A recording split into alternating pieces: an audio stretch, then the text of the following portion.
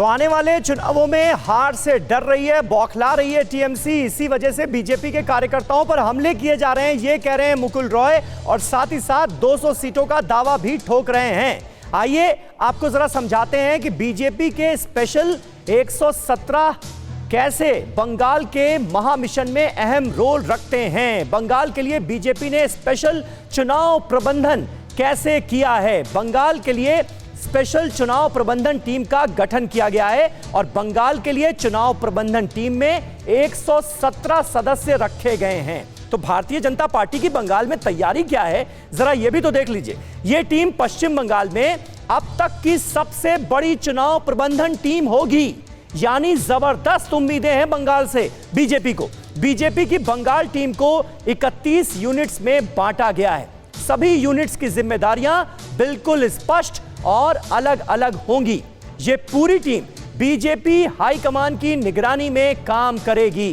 केंद्रीय गृह मंत्री अमित शाह और पार्टी अध्यक्ष जेपी नड्डा इस टीम पर सीधी नजर रखेंगे। तो मिशन बंगाल की जोर शोर से तैयारियां की गई हैं बीजेपी की तरफ से।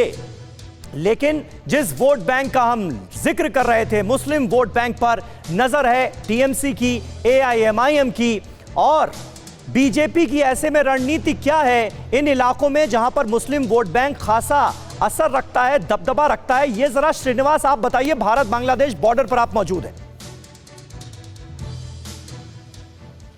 देखिए समीर, जितनी भी मुस्लिम वोट बैंक की बात की जाएगी टीएमसी की तरफ से या एमआईएम की तरफ से, जितनी बात की जाएगी, ये जमीनी हकीकत बता रहा हूँ, ध्रुवीकरण उतना ही तेज होगा। अगर मुस्लिम ध्रुवीकरण की बात की जा रही है तो दूसरा भी एक हिस्सा है, उधर भी ध्रुवीकरण होगा। तो सीधी सी बात है, जितनी भी मुस्लिम ध्रुवीकरण की बात की जाएगी सीधा फायदा बीजेपी को मिलेगा। और जहाँ तक एमआईएम की बात है, चूंकि मैं जमीन पे हूँ, जमीनी हकीकत जान रहा हूँ, यहाँ तमाम मुस्लिम संप्रदाय के लोगों से बातचीत कर रहा हूँ, उनका साफ कहना है कि अगर यहाँ पे असदुद्दीन ओवैसी आते हैं तो टीएमसी का जो ये दावा है कि कोई फर्क नहीं पड़ता, बहुत फर्क पड़ता है। ये कहना है कि जैसे ही धर्म के नाम पे कहीं ना कहीं असदुद्दीन ओवैसी, सीधे तौर पे तो नहीं, लेकिन जो मैसेज उनके तरफ से जाता है वो मजहबी होता है। मजहब के नाम पे वोट मांगे जाते हैं और जैसे ही मजहब के नाम पे वोट मांगा जाएगा तो एक बड़ा हिस्सा, इस संप्रदाय का एक बड़ा हिस्सा वो एमआईएम के साथ सीधे तौर पे जुड़ जाएगा। और इसके पीछे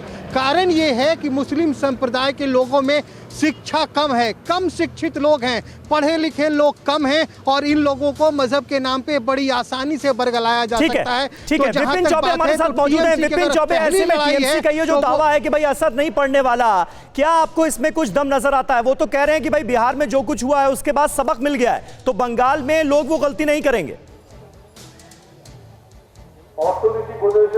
आपने सवाल दोहराया समीर। विपिन, सवाल यह था कि जिस तरह से मुस्लिम वोट बैंक में सेंध लगाने की बात हो रही है, टीएमसी के नेता खालिद अब्दुल्ला अभी ये कह रहे हैं कि भाई बिहार से तो लोगों ने सबक ले लिया है, तो वो गलती अब नहीं दोहराने वाले, उनके वोट बैंक पर असर नहीं पड़ेगा ओवैसी के आने से।